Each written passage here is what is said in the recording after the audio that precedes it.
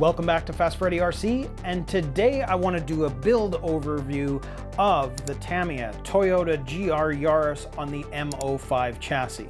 Now, a while back, I built the chassis, got that all completed, and the only thing that was left to do was the body.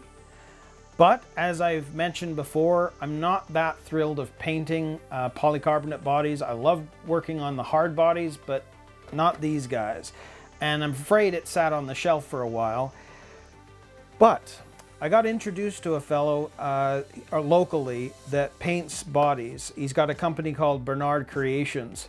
And I was blown away after I got it back because he's even painted all of the black around the windows. I'd asked him if it was possible to do a bit of a smoke look for the windows themselves.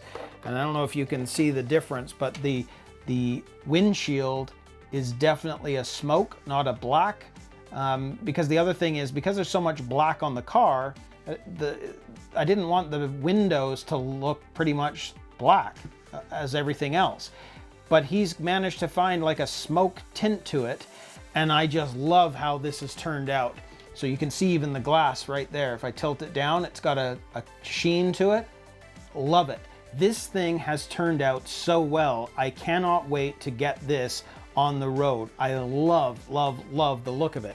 And as you may have seen in another video, I also have been putting plates on the cars, and you can find out here where you can get them, or at least, where you can get them, and you can watch the video of where I talk about it. But I think those plates just make the realism of this car stand out even more. So it's so cool. But there's a few things I want to go over with you, and I would say there's 5 things that I found during the build process are necessary for you to know. So I'll give you the 5 points, but if you're interested and have one of these that you're about to build, you can build this with me right here, because I've done a full build series on this car. But here's the 5 things I think you're going to need to know. 1, step 3. After you've built the differential, just as a tip, make sure that you grab the gear joints, stick them into the differential, and make sure that it works. Just in case something is binding, you over tightened, or something's just not working with the gears. Do that. You will thank me later, I promise you, because there's nothing worse than having to rebuild something when you could have checked it out to make sure it was free. On the M-05 chassis though, specifically, there's an even bigger reason for that, which goes into step 6. With the M-05 chassis, you're going to notice that the gearbox and the chassis are one and the same.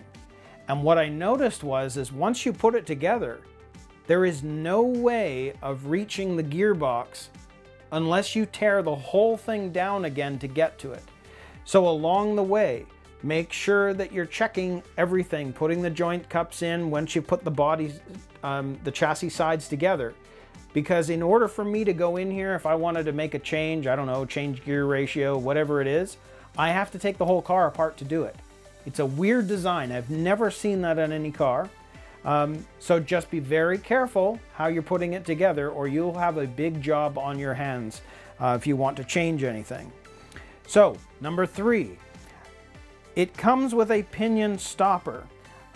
So that one is that's just a point.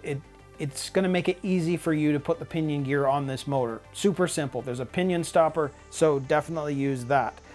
Point 4, for step 15, you are going to notice that it's on one page, shows you the setup for medium length chassis and short chassis. In order for you to find out what you need for this, because this is an M-05L, so it's the long wheelbase, you need to flip the page. 15 still carries over, despite the fact that on the previous page it actually goes to the next step. You need to flip the page. I know it sounds so simple, but I know that people can slip up if they just are following along. Flip the page. You'll notice that you need to work and build the chassis the way it says on the following page. So just be careful of that. Number 5, step 20. There is a correction notice with how the chassis is built so that when you put the servo in, there's another piece called A7 that you are going to need to take out and put into the chassis in order to screw the servo down. Without that correction notice, you're not, if you've missed it, you're going to wonder why this isn't coming together. They have made a change to the chassis itself. The correction notice explains it, and you need to grab part A7 to make this work. So that honestly is the only other thing that I wanted to talk about, because the chassis itself was such a fun build. It's fairly easy to do, but there are a few things that I think you need to be aware of when you're building it. But again, if you want to follow along, you can follow along right here, and because I've got a full build series on that. We've already gone over the bodywork and the license plates, so what's left? We're going to run this. So let's check this out and see how this goes. I'm excited to get this on the road. It's the first front-wheel drive car I've ever built, and I think just because of the way it all looks, I think it's going to be awesome to get it out there. So let's go and do that now.